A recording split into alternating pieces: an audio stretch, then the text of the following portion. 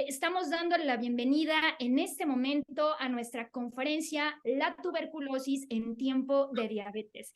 Vamos a tener esa excelente ponencia y bueno, nuestro gran tema, como mencionaba, vamos a tener al doctor Dorian Burridán. Él es especialista en medicina integrada y además es tisiólogo, tiene una excelente experiencia en todo este tema, así que bienvenidos, les recomiendo poder tomar un espacio para poder recibir esta excelente conferencia.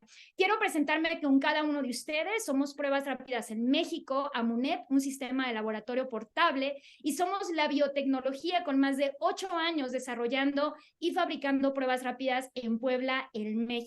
Ofrecemos la más alta calidad e innovación y lo más importante, la asistencia técnica para la comunidad científica y profesionales de la salud.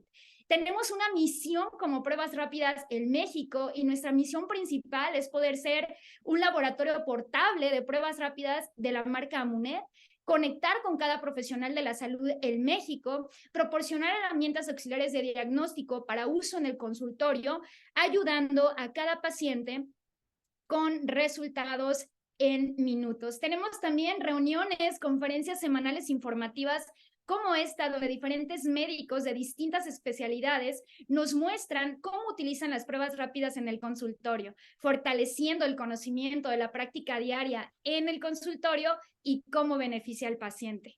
Bueno, como visión tenemos una visión de poder impactar la vida de 1 millón de pacientes al cierre del 2024. Sabemos que el próximo año va a ser un gran año para poder impactar en el mundo de la salud y bueno, crear una comunidad de 1,000 médicos de diferentes especialidades por medio de estas conferencias semanales informativas donde podemos recibir información de valor para poder impactar y llegar a nuestro propósito, el poder llegar a 1,000 de personas, ¿verdad? Y bueno, el día de hoy quiero compartir el escenario y esta excelente ponencia con la persona que va a estar aquí. Primero quiero agradecer a Dios por tener la oportunidad de conocerlo. Lo conocí hace unas semanas en el Congreso de Medicina Integrada en Puebla y para mí ha sido sin duda un gran gusto poder conocer cada vez a profesionales de la salud enfocados y alineados en ayudar a los demás. Así que quiero platicarles un poquito de quién va a estar con nosotros en este momento para que podamos tener toda la información y que cada uno de ustedes también pueda recibir preguntas, ¿no? O cuestionar cualquier cosa que se pueda presentar en esta sala. El doctor Dorian, él es médico cirujano, estudió en la Universidad Autónoma de Guadalajara, es especialista en medicina integrada en la Universidad Autónoma de Chiapas, además es especialista en salud pública en la Universidad INFUS, es también alta especialidad en tuberculosis, Instituto Nacional de Enfermedades Respiratorias de la UNAM. También es maestrante en salud pública de la Universidad de Ciencias y Arte de Chiapas. Además, es ex jefe de la Unidad de Ciudadanos Intensivos Adultos de la Clínica de Atención Respiratoria de COVID-19. Fundador y coordinador de la Clínica de Tuberculosis del Hospital Regional de Alta Especialidad de la Ciudad Salud. Además, es un excelente ser humano, un gran amigo, y el día de hoy me honro poder, doctor, darle la bienvenida a esta sala, agradecer a cada uno de los médicos que se dieron la oportunidad de estar aquí. En este momento ya puede compartir pantalla con nosotros, doctor. Estoy aquí para poder ayudarlo en lo que usted necesite. Hola, muy buenas noches, Lorena. Mucho gusto saludarte a ti y a todo el equipo que siempre te acompaña. Y bueno, a esta comunidad, aparentemente somos en este momento más de 45 personas conectadas, interesados en este tema y en los temas de salud que siempre tenemos como escoletas. El día de hoy, esta noche, voy a presentarles, voy a replicarles más bien una plática que presentamos precisamente hace una semana en el Congreso Nacional, en el 15º Congreso Nacional de Medicina Integrada. Mi especialidad base, la medicina integrada, hablando de una medicina que engloba la enfermedad no solamente como enfermedad, sino como persona, centrada en la persona y poniendo atención especial en todo lo que le rodea. De tal forma que varios años ya son los que nos han dado la oportunidad de compartir un poco de nuestra principal pasión, que es la tuberculosis. Mycobacterium tuberculosis, para nosotros, pues prácticamente la reina de las bacterias, quien dio pie al padre de la microbiología moderna y quien nos ha acompañado durante la existencia del ser humano. Entonces, voy a compartirles ahora, precisamente esta plática para que podamos comenzar. Y bueno, este tema hace tiempo, hace ya más de 12 años, que la titulamos La tisis y el sifón, precisamente los nombres que en la antigüedad se le dieron a la tuberculosis y a la diabetes. Sin embargo, en la actualización para este congreso, estuvimos pensando un nombre y llegamos a la tuberculosis en tiempos de diabetes.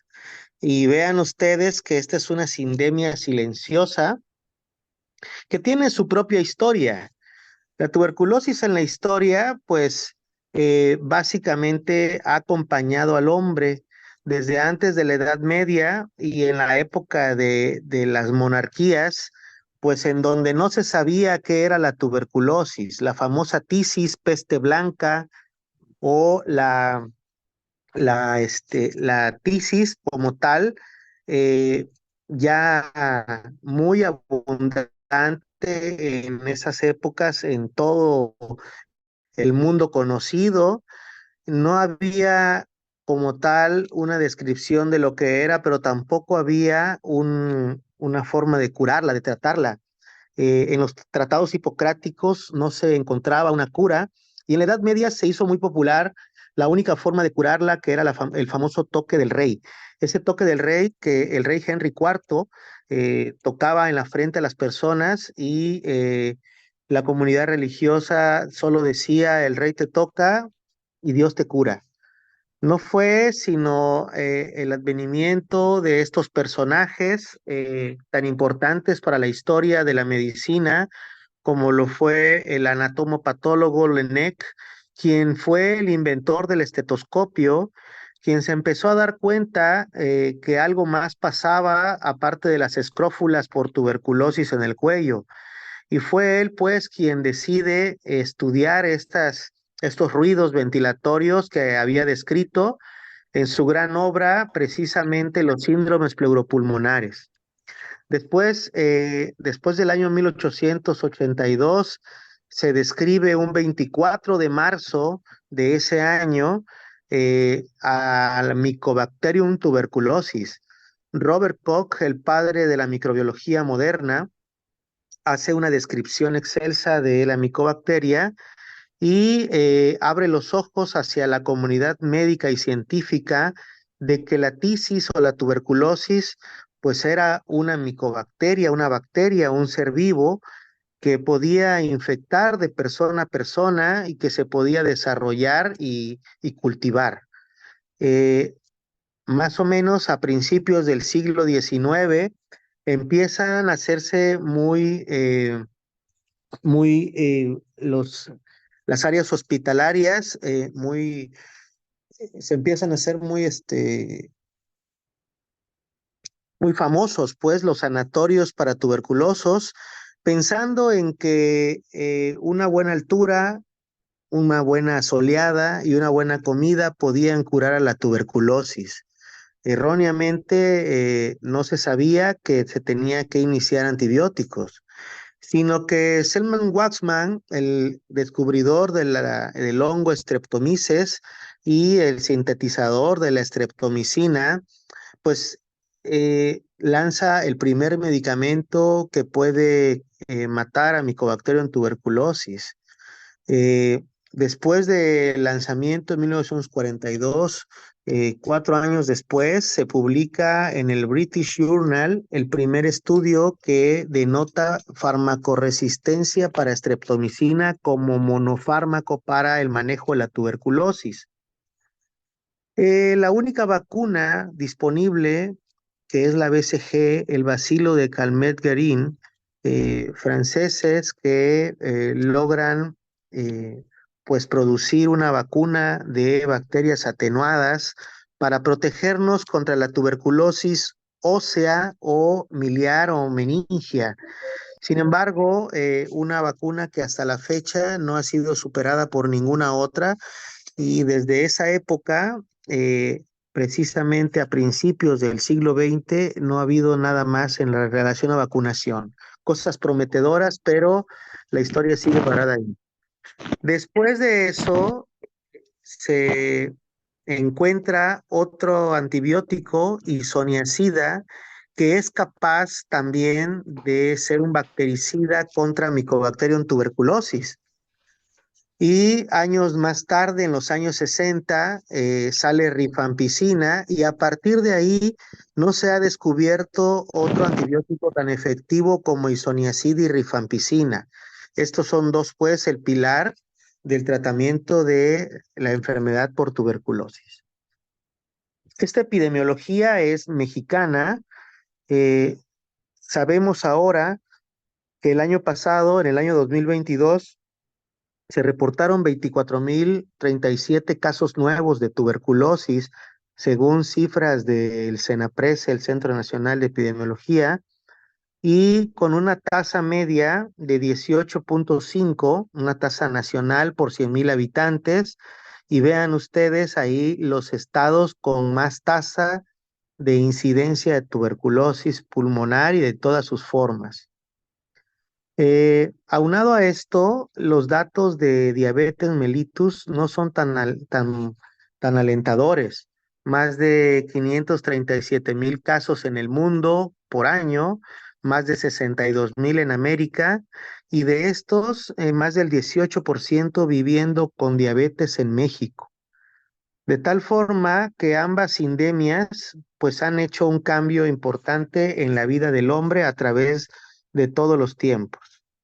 En comorbilidades con tuberculosis, podrán ver ustedes que la más común pues es diabetes, y esta está reportada en el 30% de los casos nuevos. Sin embargo, la detección de estos pacientes diabéticos pues es muy pobre.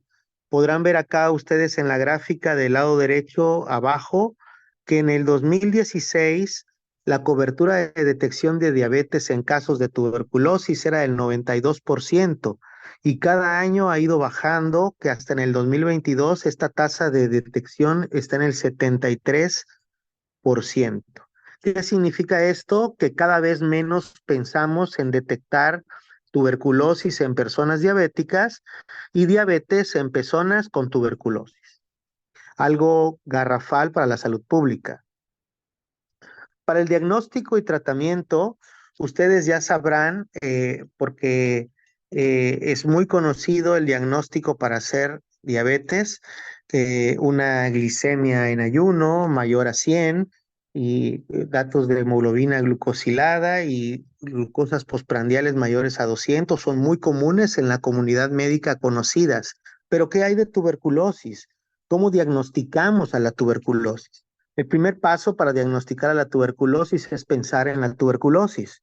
Esta gráfica del CDC, en donde nos ejemplifica algunos de los signos y síntomas que pueden presentarse en tuberculosis, que de vez en cuando pueden pasar desapercibidos por la comunidad médica. Una persona con fiebre, con debilidad, con malestar, con hemoptisis o no, con escalofríos, pérdida de peso, dolores de tórax, falta de aire o simplemente tos seca o con flemas de más de 2 semanas, nos deben de hacer pensar en la posibilidad de que exista tuberculosis en cualquiera de sus formas, desde pulmonar hasta extrapulmonar. Es ahí en donde tenemos que solicitar una radiografía de tórax. Ustedes podrán ver en esta gráfica los diferentes patrones radiológicos de tuberculosis. Y con esto quiero decirles que la radiografía de tórax no es un método de diagnóstico para precisamente, válgase la redundancia, detectar la enfermedad por tuberculosis. Diferentes patrones en las radiografías nos demuestran desde cavernas, empiemas, derrames pleurales, neumonías, patrones miliares, bronquiectasias, fibrosis, etcétera. De tal forma que estábamos acostumbrados a que un síndrome del lóbulo medio o lesiones cavitadas, apicales o consolidadas pudieran decirnos esto es tuberculosis. Sin embargo, pues no hay una lesión patognomónica radiológica para tuberculosis. Eh, ¿Qué es lo que existe? En la actualidad, el diagnóstico sigue siendo el mismo bacteriológico que el maestro Robert Koch pudo descifrar. El cultivo Loweston-Jensen que están viendo en su pantalla, es el actual estándar de oro para el diagnóstico de tuberculosis. Sin embargo, de cierta forma, podemos empezar a pensar en que no es la única forma de diagnosticarlo, debido a que este cultivo tarda hasta 9 semanas en podernos dar resultados positivos o negativos. En estas 9 semanas, pues el paciente puede deteriorar y puede desencadenar otro tipo de síndromes. Los diagnósticos moleculares, el aceptado por la Organización Mundial de la Salud, están viendo en su pantalla este método que pudiera ser un método asequible en la comunidad. Ya está recomendada como prueba inicial para el diagnóstico de la tuberculosis. Es un PCR en tiempo real que nos confiere además la detección del gen RPO beta, que es el gen que se expresa para cuando hay una resistencia a rifampicina, el fármaco más importante contra tuberculosis. Además de ello, disminuye el tiempo para cortar la cadena de transmisión y en conjunto deberá siempre ofertarse la prueba para descartar diabetes y VIH.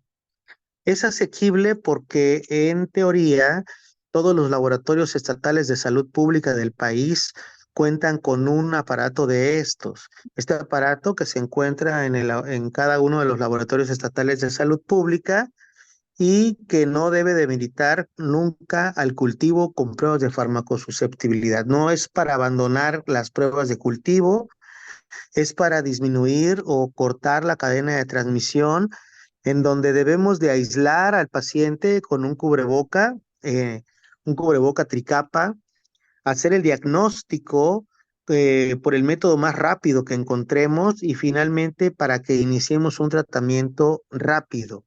¿Qué significa rápido? Rápido pudiera ser, depende para quién lo esté viendo, ¿no? Si estamos hablando desde el punto de vista paciente, pues él quisiera que en ese momento tener un diagnóstico. Y si estamos hablando desde el punto de vista institucional, pues entonces significa enviar una muestra de expectoración a través de los laboratorios jurisdiccionales o distritales para que lleguen al Laboratorio Estatal de Salud Pública de cada uno de los estados de la República, dependiendo de donde estemos, y posteriormente correr esta prueba, que la prueba en sí pudiera durar 2 horas en dar el resultado, pero esta situación de administrativa pudiera conllevarnos hasta una semana para poder tener este diagnóstico. De tal forma que de ser un diagnóstico asequible, se pasa a ser un diagnóstico no tan rápido, o por lo menos no para el paciente. Precisamente platicando con Pruebas Rápidas México, eh, estamos evaluando la posibilidad de la prueba LAM, precisamente una prueba rápida que no dura más de 3 a 5 minutos, eh, es una prueba de PCR.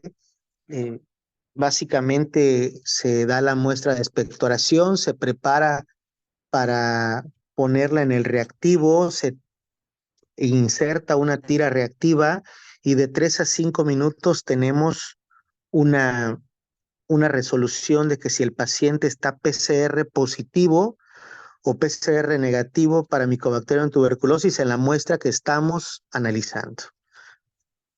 Y bueno, el tratamiento todos lo conocemos o la mayoría lo conocemos. Ese es el tratamiento base para la tuberculosis como casos nuevos, basándonos en los antibióticos, en la mezcla de antibióticos de isoniazida, rifampicina, piracinamida y de tambutol en la primera fase, para pasar a una segunda fase en los casos de tuberculosis pulmonar exclusivamente, 4 meses más después de la primera fase, y en los casos de extrapulmonar, 10 meses más.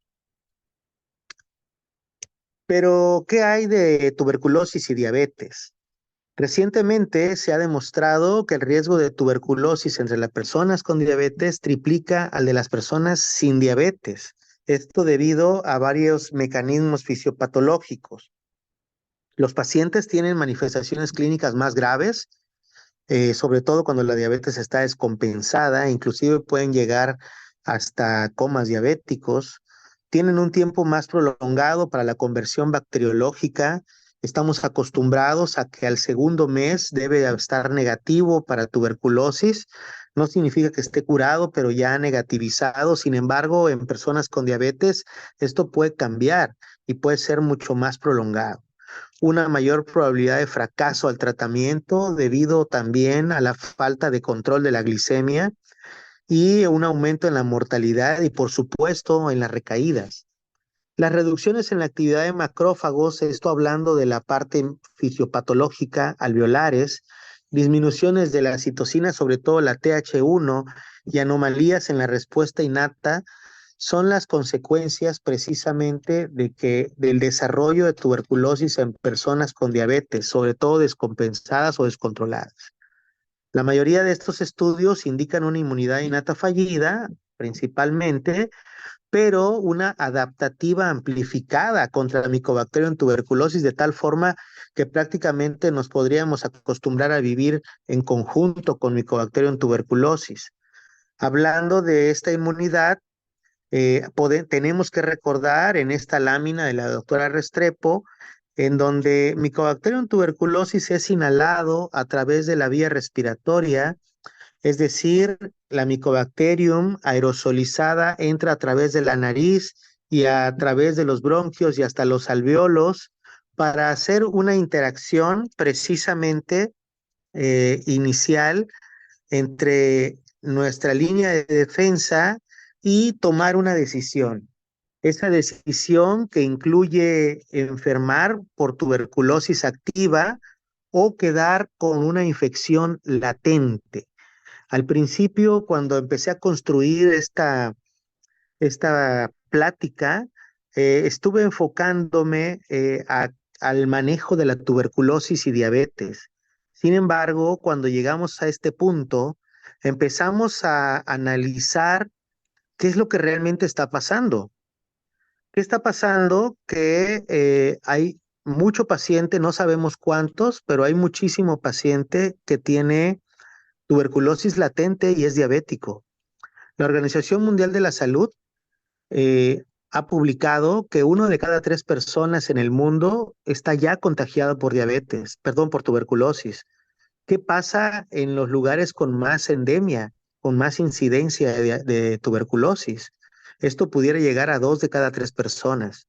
Y si además estas personas son diabéticas, estamos pues en un mundo de diabéticos con tuberculosis latente.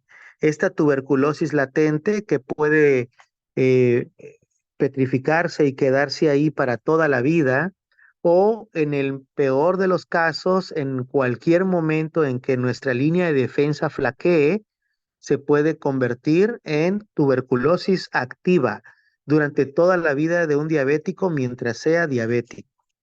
Entonces, al llegar a este punto de la plática, pues nos damos cuenta que de la importancia de la tuberculosis latente.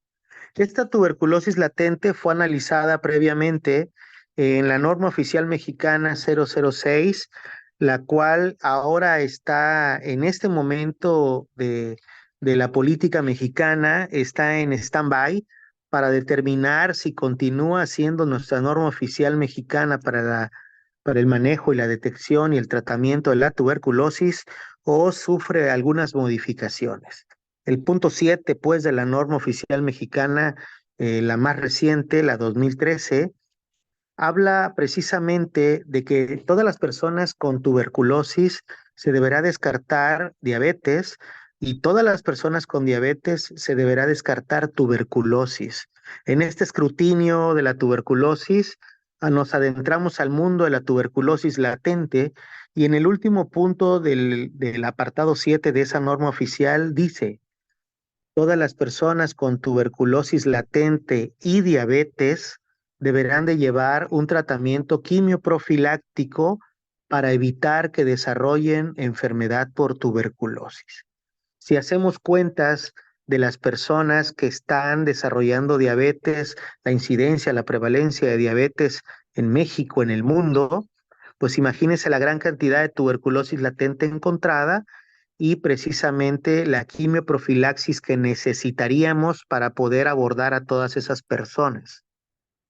Y bueno, avanzando un poco en la plática, este estudio precisamente de este año, realizado para la tolerabilidad de 6 meses de isoniazida como tratamiento para tuberculosis latente, nos habla de las progresiones de la enfermedad, estas progresiones que se pueden evitar con el tratamiento preventivo de la tuberculosis. Las directrices de la Organización Mundial de la Salud recomienda de 6 a 9 meses de isoniazida diaria, una base de 300 miligramos, con un régimen de 3 meses de rifapentina semanal más isoniazida o un régimen de 3 meses de isoniazida diaria más rifampicina. O sea, son 3 regímenes nada más que tenemos, pero en México no contamos con rifapentina y el tratamiento con rifampicina aumenta descomunalmente la hepatotoxicidad o la toxicidad gástrica o cualquier tipo de toxicidad que pudiera desarrollarse mediante estos métodos de quimioprofilaxis. Como alternativa también se puede ofrecer un régimen de un mes con rifapentina que no tenemos en México, solo pasando la frontera norte, diaria más isoniazida. Es pues este artículo que ha concluido que tratar a las personas con infección por tuberculosis latente es la forma más eficaz de reducir la incidencia de la tuberculosis como tal.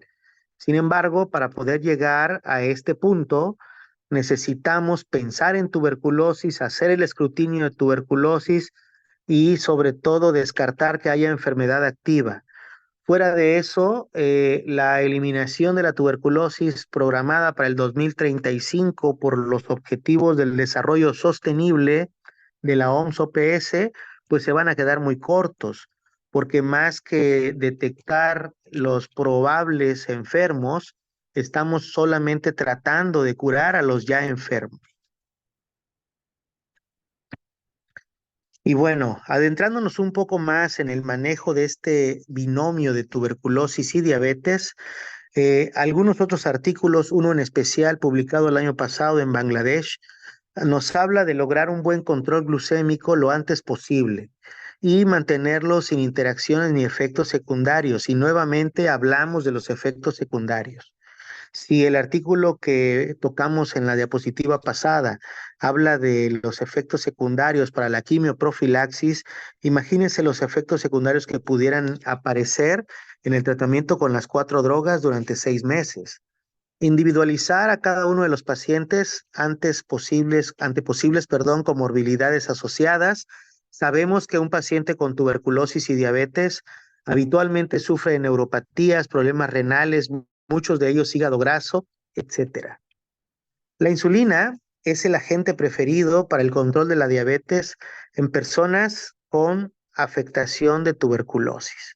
Una persona afectada con tuberculosis tiene de cierta forma proscrita la utilización de antidiabéticos orales y se propone la utilización de insulina. Esta tiene una acción anabólica, mejora el apetito y también promueve el aumento de peso en la desnutrición que ya existe por tuberculosis. Muchos de estos pacientes tienen nefropatía, hepatotoxicidad, lo que ya platicábamos, que coexiste ya, por lo tanto, con una contraindicación para los antidiabéticos orales. Es preferible administrar insulina durante todo el tratamiento. Sin embargo, este artículo de Bangladesh habla de que nos da la oportunidad de que solo sea en la fase intensiva. Sin embargo, por cuenta propia y por experiencia, quiero decirles que el manejo con insulina debe hacerse por todo el tratamiento que se tenga programado. Si un paciente con diabetes que recibe insulina desarrolla tuberculosis, entonces solamente debe ajustarse la dosis. Si el paciente con diabetes toma antidiabéticos, si se detecta diabetes recientemente en un paciente con tuberculosis, entonces se debe iniciar el tratamiento con insulina para el control de la diabetes igualmente. Pueden usar cualquier tipo de insulina, la que más tengan a la mano. Sin embargo, una de las mejores recomendaciones es que sea una insulina basal. Y bueno, hablando precisamente de alternativas para poder disminuir los efectos adversos y las complicaciones del manejo de la tuberculosis y diabetes, nos dimos a la idea de investigar, perdón, nos dimos a la tarea, ¿no?, de investigar otros tipos de fármacos. Este dapagliflozina, que es uno de los fármacos actuales más de moda, por así decirlo, ya con acción a nivel cardiovascular, con acción a nivel renal, pues dentro de sus interacciones farmacológicas sí tiene una interacción con rifampicina. Sin embargo, esta interacción no tiene nada que ver con el tratamiento anti-TB. Para lo que tiene que ver es que hay una disminución del 22% en la exposición sistémica del fármaco después de haberlo ingerido. El mismo laboratorio recomienda que no hayan modificaciones de ningún ajuste de dosis. Por lo tanto, nos hemos dado a la tarea de iniciar una evaluación del uso de dapagliflozina en pacientes con tuberculosis. Y bueno, ¿cuál es el seguimiento que se le debe dar a estas personas? A la diabetes mellitus y tuberculosis.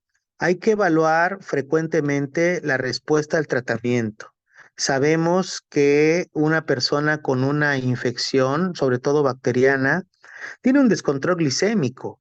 Sin embargo, en cuanto el antibiótico empieza a hacer su efecto, este control glicémico empieza a disminuir, a mejorar, perdón, y empiezan las cifras de glicemia a mejorar y esto puede inclusive causar hipoglicemias en pacientes que están en tratamiento antibiótico.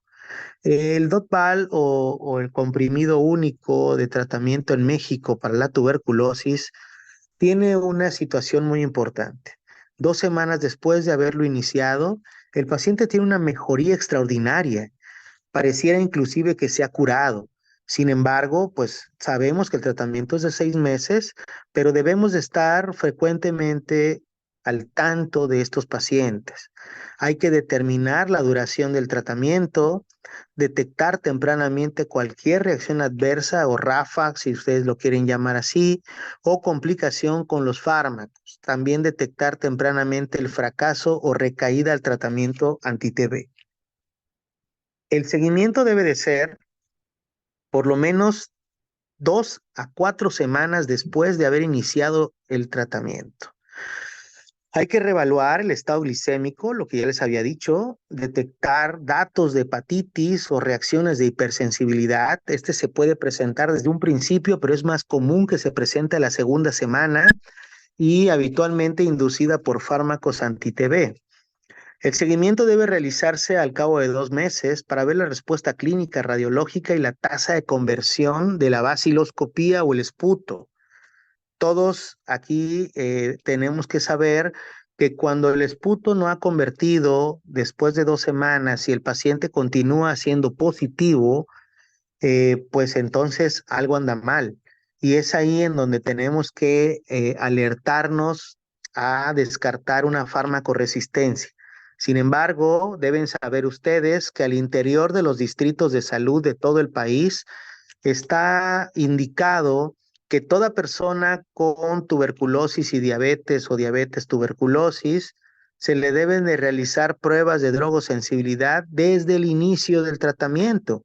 Sin embargo, estas pruebas pudieran salir no detectadas en resistencia y al final del segundo mes pudieran detectarse y darnos sorpresas. Si el frotis de esputo o asiloscopía es positivo después de 2 meses, entonces la fase inicial pudiera extenderse a 3 meses en lo que sabemos eh, con una prueba habitualmente rápida si hay resistencia o no a los fármacos de primera línea. Lo único que tenemos ahora aún es este aparato que ya comentamos. Sin embargo, es muy prometedora eh, el, el camino que se viene con pruebas rápidas, precisamente no solo para detección de 3 a 5 minutos para Mycobacterium tuberculosis, sino para detección de resistencia a rifampicina e isoniazida en el mismo tiempo, de tal forma que estamos hablando de algo realmente rápido. El seguimiento posterior debe de ser con 2 meses de diferencia hasta el final del tratamiento, especial atención en pacientes con enfermedades, sobre todo la enfermedad hepática esteatóxica asociada a disfunción metabólica, la enfermedad renal crónica, la glicemia no controlada y la infección tuberculosa grave. Y bueno, este es un esquema que en el 2022 fue publicado en la revista New England, precisamente también en la búsqueda por acortar los tratamientos antituberculosis. Un régimen de 4 meses constando de una fase intensiva compuesta de 8 semanas, seguida por una de 9 semanas. Diariamente rifapentina, moxifloxacino, isoniazida y piracinamida, para después continuar con rifapentina, moxifloxacina e isoniazida. Tratamientos en investigación operativa, precisamente no solo en la búsqueda de diagnósticos rápidos, sino de tratamientos rápidos. Y bueno, para aterrizar un poco en la charla, tratar tuberculosis y diabetes no queda más que hacerlo de forma integrada. Integradamente el manejo debe de tener la visión de ambas patologías, de ambas sindemias, perdón, de ambas pandemias, en esta sindemia tan grande que tienen y que puede hacer la diferencia. No esperar a que haya tuberculosis y tampoco esperar a que haya diabetes. Definitivamente lo que nos deja esta charla es precisamente, primeramente, más bien, poder hacer escrutinios para diagnosticar tuberculosis latente en personas viviendo con diabetes.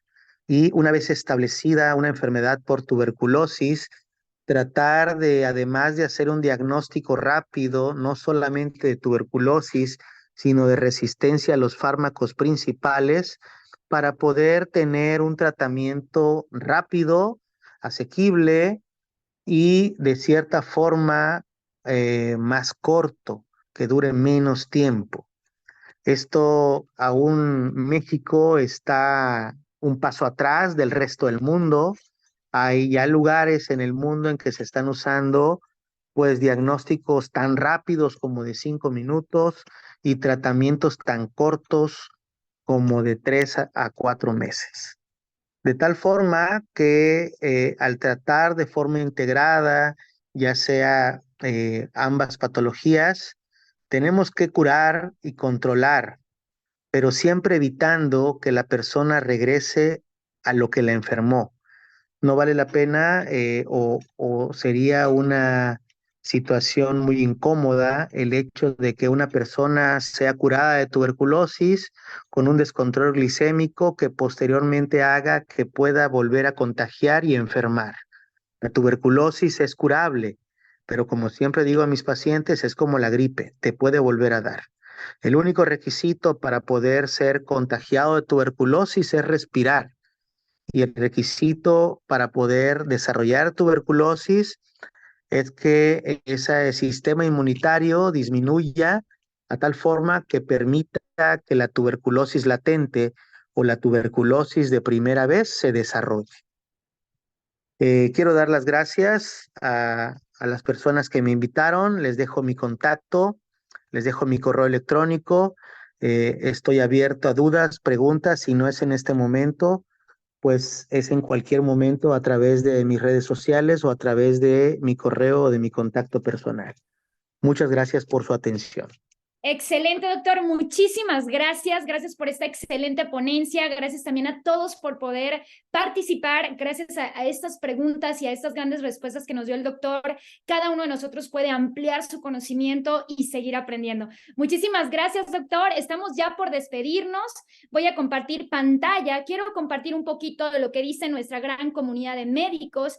Estamos ahora, quiero decirles, estamos de fiesta. Estamos celebrando un año de llevar a cabo conferencias semanales informativas con diferentes médicos de distintas especialidades, y quiero agradecer a cada uno de los doctores que han formado parte de esta historia, al doctor Ramón Álvarez, ginecólogo y obstetra, al doctor Rogelio Grayet, que nos acompaña también en esta conferencia, al doctor Jair Guerrero, especialista también en medicina integrada de Monterrey, y a cada uno ahora el doctor Dorian, y bueno, cada vez más ponencias y excelentes herramientas que vamos a traer para cada uno de ustedes. Quiero compartir lo que dice la doctora Noemí Elizabeth Cruz. Ella es ginecóloga. Muchas gracias por invitarme a la conferencia. Me pareció muy buena la charla, sobre todo el tema de VIH y sífilis. Es lo que más veo en el consultorio. El doctor Felipe Fernández, especialista en medicina general, nos dice: me gusta la idea de conocer de las pruebas rápidas y plantear la idea de tenerlas en el consultorio.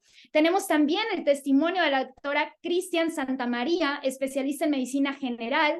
Me parece bastante útil la información. Para mí, que tengo mucho tiempo trabajando con pruebas rápidas de COVID e influenza, abarca más esa patología. Son muy buenas herramientas que facilitan a nosotros el poder implementarlas y ofrecer al paciente diversas opciones para un diagnóstico efectivo. Y la doctora Mercedes Cárdenas, especialista en medicina general, toda la charla muy interesante. Es muy importante actualizarnos en cuanto a estas herramientas para el consultorio.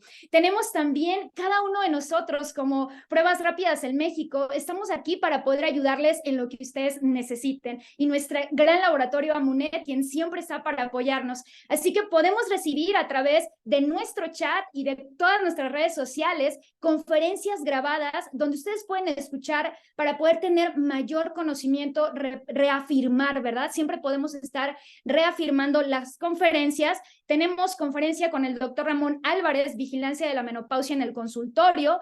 También la conferencia del doctor Rogelio Grayev, especialista en medicina general, enfermedades virales transmitidas por vectores. Y tenemos la presentación del doctor Jair García Guerrero, especialista en medicina integrada, de pruebas rápidas en el diagnóstico de enfermedades cardiovasculares y síndrome isquémico coronario.